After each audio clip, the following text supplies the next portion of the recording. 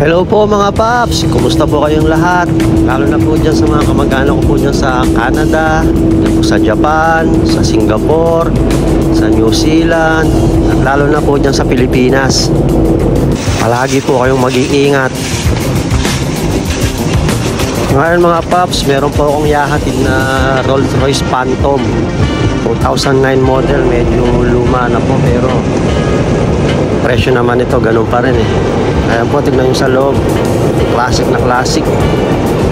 Palilinis ko muna bago ko po yatid sa hotel dito po sa Park Jumeirah, sa lugar po ng mga mayayaman.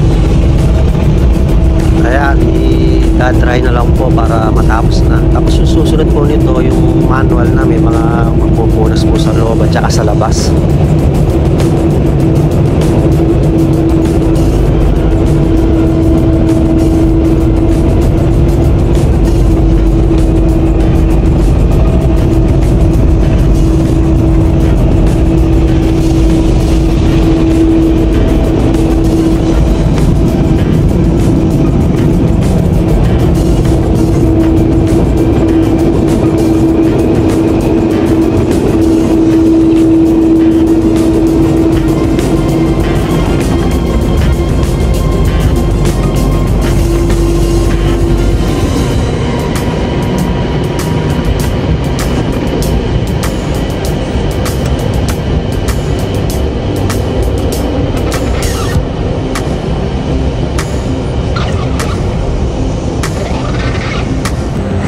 Ayan po mga paps, pinupunasan na nila. Mabilis lang yan, mga 3 minutes lang po yan kasi ang dami nila. 4 sa labas, 4 sa loob. A few minutes later.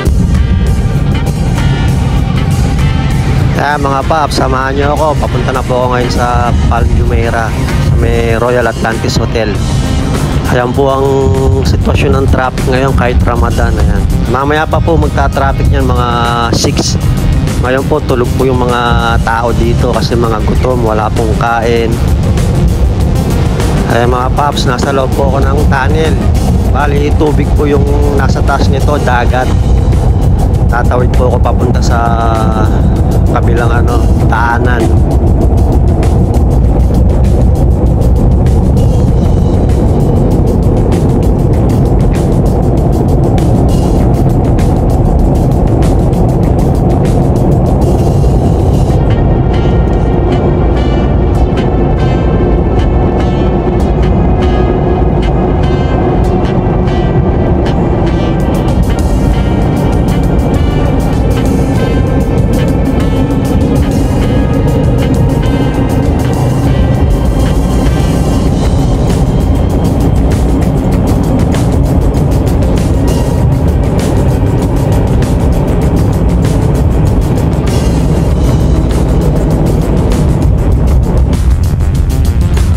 Ayan mga paps, dyan po ako pupunta sa Royal Atlantis Dubai. Isa po sa mga luxury hotel dito yan. Kadalasan dyan ko po inahatid yung mga luxury sasakyan kasi po nandyan lahat ng mga mayayamang turista.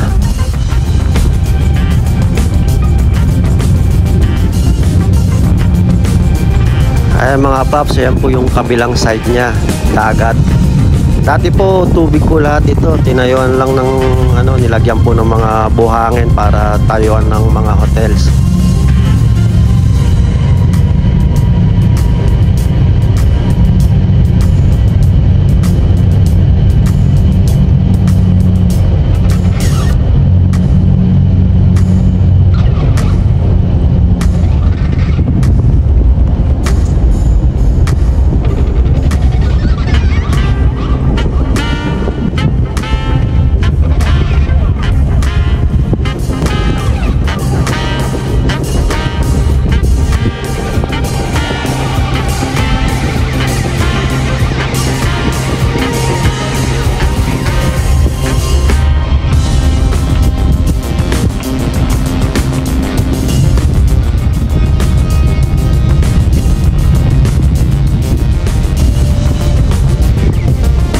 Ay mga paps, papasok na po ako sa main entrance sa may security.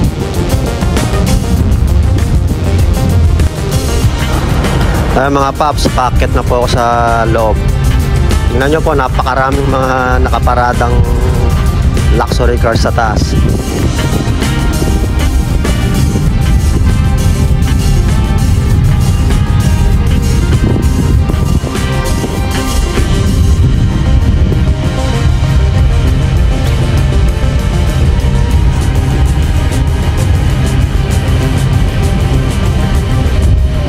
Ay mga paps, nandito na po ako sa main entrance.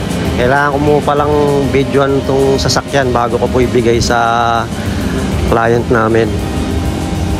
Ayan po sa labas mga paps, ito po ay Rolls Royce Phantom 2009 model. So halos ano na po siya, 15 years. Pero maayos pa rin. Yung nga lang po yung loob, medyo ano na yung ibang button niya, malfunction na.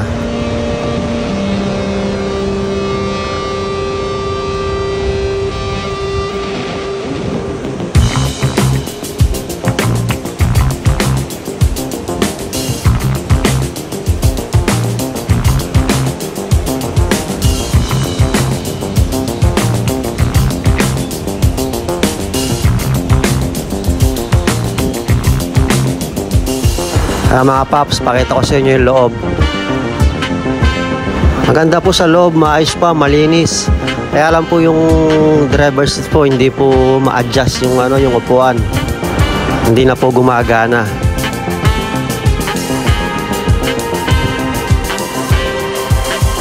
Ayan mga paps, pakita ko po sa inyo yung harap ng hotel ng Royal Atlantis Dubai.